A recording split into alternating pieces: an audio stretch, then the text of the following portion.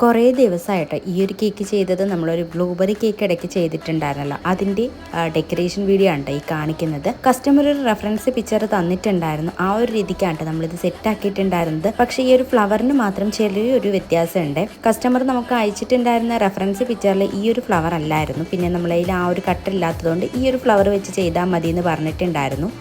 ആ ഒരു രീതിക്കാണ് നമ്മൾ ചെയ്തിട്ടുണ്ടായിരുന്നത്.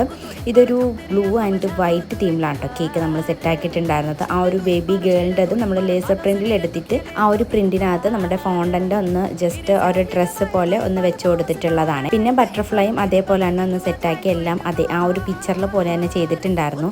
നമുക്ക് കുറച്ച് ടാസ്ക് ആയിട്ട് നിന്നിട്ടുണ്ടായിരുന്നത് അതിലൊരു റിബൺ വെക്കാൻ വേണ്ടിയിട്ടുണ്ടായിരുന്നു കേട്ടോ. അത് ഞാനൊരു 3 തവണയെങ്കിലും ചെയ്തിട്ടുണ്ടായിരുന്നു കേട്ടോ. ഒരു തവണ പോലും അത് സെറ്റായില്ല. പിന്നെ ലാസ്റ്റ് നമ്മളിത് ഇതേപോലെ സ്റ്റിക്കൊക്കെ വെച്ച് കൊടുത്തിട്ടുണ്ടായിരുന്നു. ഫൈനൽ ലുക്ക് ഇഷ്ടമാണെങ്കിൽ സബ്സ്ക്രൈബ് ചെയ്ത് സപ്പോർട്ട് ചെയ്യുക. അപ്പോൾ ഇന്നത്തെ വീഡിയോ ഇത്രയേ ഉള്ളൂ. അടുത്തൊരു വീഡിയോ ആയിട്ട് കാണുന്നത് വരെ താങ്ക് യു.